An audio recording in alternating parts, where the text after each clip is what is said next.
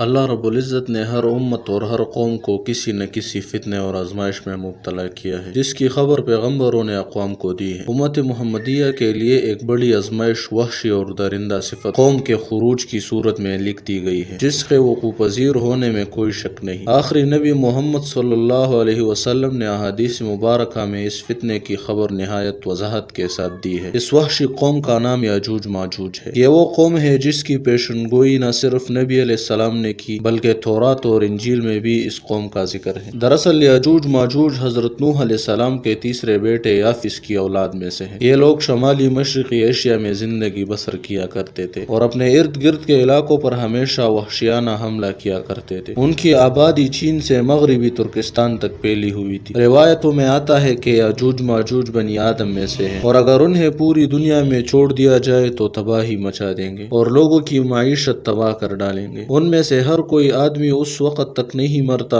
جب تک اپنی 1000 یا اس سے زیادہ اولاد نہ دیکھ لے۔ ان کے چہرے تہ بتہ ڈال کی طرح ہے۔ یہ لوگ لمبے قد کات کے ہیں جو صنوبر کے درخت کے مانند ہے۔ ان میں سے سب سے لمبا شخص 3 بالش تک کا ہوتا ہے۔ یہ جس جاندار کے پاس سے گزرتے ہیں انہیں کھا جاتے ہیں۔ یہ موسم بہار میں اپنے غاروں سے نکلتے ہیں اور سبزہ کھاتے ہیں۔ ہزاروں سال پہلے اس روئے زمین پر اللہ کے ایک نیک بزرگ بندے کی حکومت تھی جنہیں ذوالقرنین کے نام سے جانا جاتا ہے۔ اللہ نے ذوالقرنین کو زمین کے ایک بڑے حصے پر بادشاہت عطا فرمائی تھی۔ آپ نے مشرق و مغرب کا سفر بھی کیا تھا۔ مورخین کے مطابق ذوالقرنین کے نام سے قرآن مجید میں جس شخص کا ذکر آیا ہے دراصل وہ ایران کا عظیم بادشاہ خورس تھا جس کو سائرس اعظم بھی کہا جاتا ہے۔ جب حضرت ذوالقرنین نے شمال کا سفر کیا تو آپ کا گزر مشرقی ترکستان اور مغولستان کے علاقوں سے ہوا۔ یہ علاقہ 2 عظیم پہاڑوں کے بیچ آباد تھا اور پہاڑ کے اس پار یاجوج ماجوج رہا کرتے تھے۔ ان لوگوں نے ذوالقرنین سے یاجوج ماجوج کے فتنے کی شکایت کی اور کہا کہ یہ قوم بار بار ان علاقوں میں حملہ کر کے فساد پھیلاتے ہیں، لہٰذا حضرت ذوالقرنین نے اس سرکش قوم کی ارغال سے حفاظت کی خاطر ان پہاڑوں کے درمیان ایک مضبوط دیوار تعمیر کروائی جو لوہے اور پگھلے ہوئے تانبے سے بنائی گئی تھی۔ تعمیر مکمل ہونے کے بعد آپ نے اللہ کا شکر ادا کیا اور لوگوں کو آگاہ کیا کہ یہ دیوار وقتی طور پر اس قوم سے حفاظت کرے گی، لیکن ہر چیز فنا ہو کر رہتی ہے، لہٰذا ایک دن یہ دیوار بھی ٹوٹ جائے گی اور یاجوج ماجوج ان علاقوں سے نکل کر تمام زمین پر پھیل جائے گی، جیسا کہ اللہ نے قرآن مجید میں ارشاد فرمایا، یہاں تک کہ جب یاجوج ماجوج کھول دیے جائیں گے اور وہ ہل بلندی سے دوڑتے ہوئے آئیں گے اور سچا وعدہ قریب آ لگے گا۔ حضرت ابو ہریرہ سے روایت ہے کہ رسول اللہ صلی اللہ علیہ وسلم نے فرمایا، پھر وہ دیوار توڑ کر لوگوں پر نکل آئیں گے، سارا پانی پی جائیں گے، لوگ قلعہ بند ہو جائیں گے، وہ ہر ٹھیلے سے بھاگتے ہوئے آئیں گے، ان کے اگلے افراد بحر تبریہ سے گزریں گے تو اس کا سارا پانی پی جائیں گے اور ان کے آخری افراد وہاں سے گزریں گے تو کہیں گے کہ کبھی یہاں پانی ہوا کرتا تھا، اور حضرت عیسیٰ علیہ السلام اور ان کے ساتھی محصور ہو جائیں گے، یہاں تک کہ بیل کا سر تمہارے موجود 100 دیناروں سے بھی زیادہ قیمتی ہوگا۔ وہ اپنے تیر آسمان کی طرف پھینکیں گے جنہیں اللہ خون لگا کر نیچے پھینکے گا، تو وہ کہیں گے ہم نے آسمان والوں پر بھی غلبہ پا لیا ہے جس طرح ہم اہل زمین پر غالب ہیں۔ ایک روایت میں ہے کہ بے شک یاجوج ماجوج روزانہ دیوار توڑتے رہتے ہیں، جب وہ مکمل ٹوٹنے کے قریب ہوتی ہے تو انہیں سورج کی شعاعیں نظر آتی ہے، اتنے میں ان کا بڑا کہتا ہے چلو باقی کل توڑ دیں گے، تو اگلے دن اللہ دیوار کو پہلے سے بھی مضبوط بنا لیتا ہے۔ جب ان کی قید کی مدت ختم ہو جائے گی اور اللہ انہیں لوگوں کے سامنے ظاہر کرنا چاہے گا تو اس دن جب وہ سورج کی شعاعیں دیکھیں گے تو ان کا بڑا کہے گا چلو انشاءاللہ باقی کل توڑیں گے۔ جب وہ اگلے دن آئیں گے تو انشاءاللہ کہنے کی برکت سے دیوار اتنی ہی ہوگی جتنی چھوڑ کر گئے تھے، یوں وہ باقی دیوار توڑ کر باہر آ جائیں گے۔ دیوار توڑنے کے بعد یہ زمین میں خوب قتل و غارت گیری کریں گے۔ یہ سب قیامت کے قریب ہوگا۔ حضرت عیسیٰ علیہ السلام ان کے لیے ہلاکت کی دعا فرمائیں گے تو اللہ ان کی گردنوں میں کیڑے پیدا فرمائے گا جس سے یہ فوراً مر جائیں گے۔ روئی زمین پر ان کی لاشوں کی بدبو پھیل جائے گی، پھر اللہ ایک قسم کے پرندوں کو بھیجے گا جو ان کی لاشیں اٹھا کر جہاں خدا چاہے گا پھینک آئیں گے، یوں یاجوج ماجوج کا خاتمہ ہو جائے گا۔